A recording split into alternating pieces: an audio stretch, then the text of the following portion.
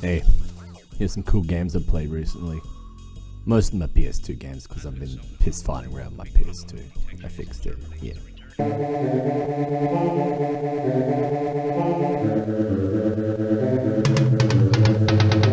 One of my goals for this year is to play through the Halo series, and I thought it'd be interesting to play Bungie's prior FPS game Marathon beforehand. It does feel like Marathon was a dry run for Halo's plot. A coalition of aliens invading human space while you as the player are guided by an AI? Tell me you haven't heard that one before. Oh, and that logo of course. Gameplay wise it's not great, not gonna lie. The first few levels are pretty rough, the middle of the first level has a maze in it, and ammo management is pretty important until probably level 4 or 5. You're not going in guns blazing like Doom. The infamous level, Colony Ship for Sale, Cheap, has a series of steps that need to be adjusted perfectly. So many people have put themselves through this pain, I was able to solve it via someone else's guide in about an hour. Thank you gamers for your sacrifice. Despite the flaws, around the 10th level, I was really hooked into this game.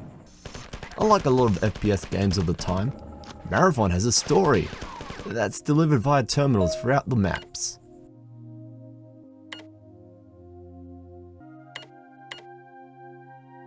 You gradually learn more about the history of the ship and the world the game is set in. Ooh. I love the music. I don't know if Max at the time used MIDI, but it really has a distinct synthetic sound to it, like damn. They had 5 instruments and a drum machine and they were gonna use them. It ranges from uplifting avant-garde ambience to some wacky Scooby-Doo shit. Oh yeah, this is a Mac game by the way. Towards the end of my time playing, I absolutely loved the themes and feel of Marathon. It's a hard game to get into, especially if you're not into old school FPS games, but man, it's really cool seeing how early some of these ideas you see in modern games come from. If you want to give it a go, I strongly suggest using the Marathon spoiler guide, at least for the first few levels, and Colony Ship for Sale Cheap. Also, don't feel ashamed for dropping the difficulty a bit, even that's recommended in the guide. Also, all Marathon games are free on Steam. Ooh. I'm actually really looking forward to playing Marathon too. TV static transition. Update, update, update. It's the news. Whoa. So it turns out there is currently an ARG for a new Marathon game, just as I'm working on this video. Appears, I think, on April 12th or 15th, one of those dates. There's going to be some footage of gameplay footage of a new Marathon game. It's probably going to be an extraction shooter, whatever that is. So yeah.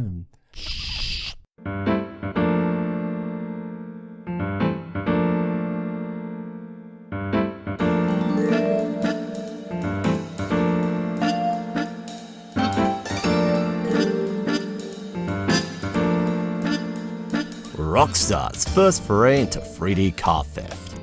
In this game you play a silent protagonist, Claude, who gets double-crossed, arrested, and after an escape worked his way to the top of the crime scene in Liberty City to seek revenge. This is how Mafia works. It's important to keep in mind, this was GTA's first 3D outing, and they sure as hell did a good job for the time. If this was the game that came out today, then yeah, sure, dunk it on all you want, but for 2001 on a PS2, this is legit amazing for the time. And later entries only got better. There are quite a few quirks for being the first in many things. If your first experience with GTA was San Andreas or Vice City, so many things feel a bit underwhelming or missing. There are no bikes or planes, well there's one plane but it's not very good. I think most of the cars I saw on screen at once was about 7. Even later PS2 games could squeeze more in. One thing you'd be surprised to find missing from 3 is a map on the pause screen. Kinda strange since there's a mini-map, and every other game in the series has a map. The city of GTA 3 is small enough that after a few runabouts you can remember the layout, but I still found myself going the wrong way at times. I really enjoyed coming back to the first foray in 3D GTA, but I am looking forward to Vice City. Katamari Damacy.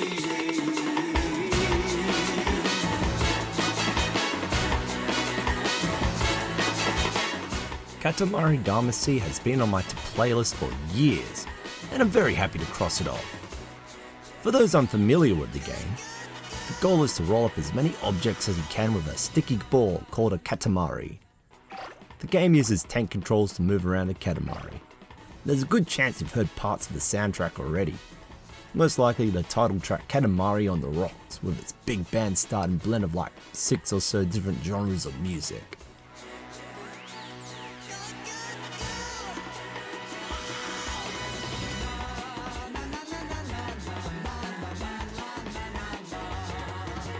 All the tracks are quite memorable, and I've been listening to a few after playing. A standout for me is Lonely Rolling Star, a cutesy sounding track that I find strangely motivating.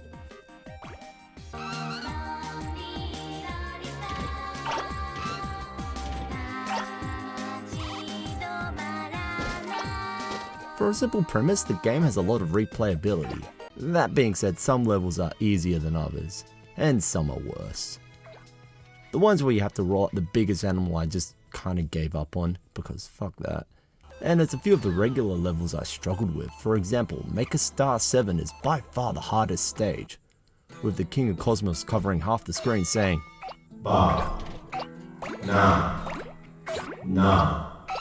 at the beginning, making navigation very difficult, all while this psychedelic track plays in the background.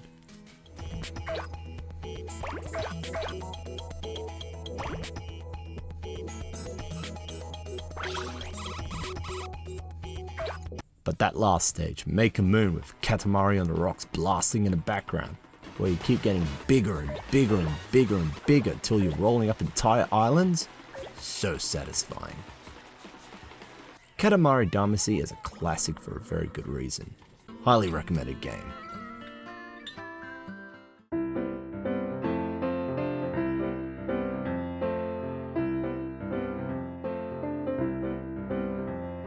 We Love Katamari is a fun follow-up for the first game. In this somewhat meta plotline, everyone loved the first game so much that the King of Cosmos has decided to answer people's requests by sending the prince to roll up Katamaris.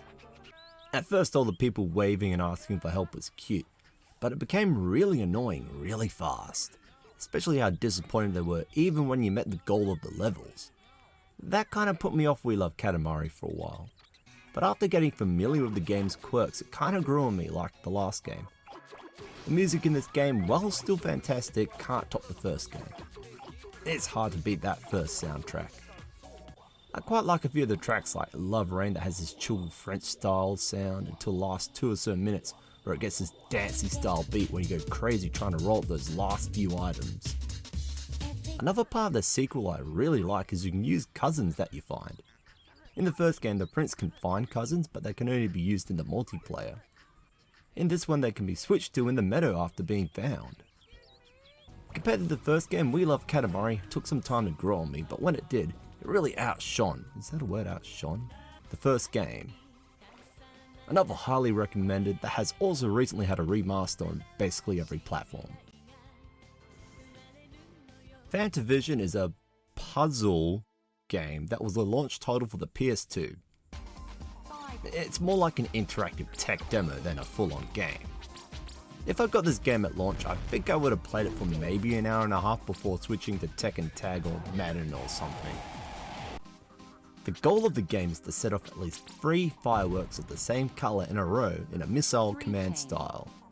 There are other conditions like sparklers of the same colour setting off fireworks automatically, and special effects. It's surprisingly complicated.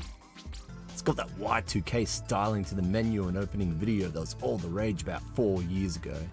I dig that shit so much. Something interesting I found while researching this game, it has a Sonic CD scenario in that the NTSC version of the game has a different soundtrack and voiceover to the rest of the world. And to be honest, I think the US got the short end of the stick. Power Region's got this awesome Japanese 90s dance.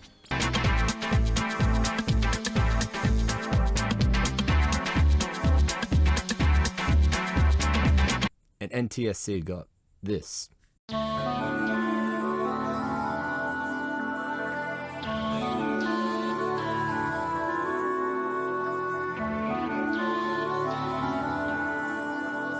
Yeah, Power got the fucking bangers. I recommend with that version's OST. I also much prefer the female voiceover to the male one. Sometimes I wish I had an upbeat lady telling me what to do. My own weird fantasies aside, this really isn't the game for me. There's aspects I really like, for example the music and UI, but overall I found it somewhat overly complex for the concept it was trying to deliver. If you are interested, a modern version is available for the PS5 called Fantavision 2020X. It looks a bit smoother to play. Thank you for playing. See you again.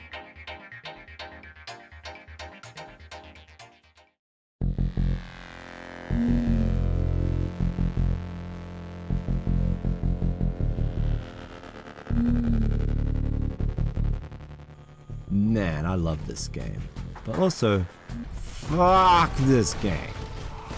I used to be pretty good at Age of Empires 2, but after not playing for a year and probably another year, coming back I just feel everyone is better to a degree that feels really unbalanced. I used to hover around like 90 to 1000 elo, which is the measuring system of skill. But nowadays whenever I pass 900 I get lumped into the most unbalanced games possible. I did do very well on Nomad maps, however. I think the sweaty strats don't really translate well to that map type. I normally go melee and rush with elephants. I did have some fun playing a few rounds of custom maps like Amazon Tunnel and Wood Nothing maps. I guess because the Ultra Pro players are put off by fun. Man, winning is fun. I don't know about Age of Empires 2 these days. It's got that problem where some of the old timers have gotten so unreasonably good you can't even make a way in, it seems. I didn't have as much fun as I used to. I understand why a lot of the player base sticks to the AI or story missions.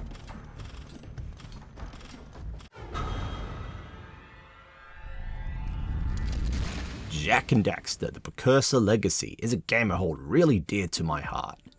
You play as the titular character Jak, and his friend Daxter, who has been transformed into a weasel-like creature called an Ottsel, on a quest to turn him back into a person. I think we all agree that Ottsel is an improvement. For an early PS2 title, this game looks fantastic. There's a really interesting intertwining of tech and nature theme going on throughout the game I really dig. This is the real solar punk. One of the things that stand out to me is the quality of the animation on the low poly models. Puts the animation in a lot of modern games to shame. It does remind me a bit of the Zelda City Eye cutscenes, but in a good way if that makes sense. A big part of this game is a substance called Eco, acting as a parrot for Jak to use. Green heals you, blue speeds you up and powers precursor devices, yellow lets you shoot energy balls, and red makes you stronger. You don't want to touch Dark Eco, however. Aside from some vehicle sections, Jak and Daxter is a pretty solid platformer from the early days of the PS2. Given the direction the series went after this game, I do wonder what a more standard sequel to Jak and Daxter could have been like. Don't get me wrong, I still love Jak 2 and its slightly edgy GTA clone-ness. But a more platformy sequel could have done things like combining ecos for different effects, or integrate more precursor tech. But hey, that's just a theory. A game theory. So yeah, that's what I've been playing through lately. Hopefully, by the time this video comes out, I would have started playing Marathon 2, maybe jumped onto Vice City, and some other games as well. I've got a few other videos planned, but yeah, that's it.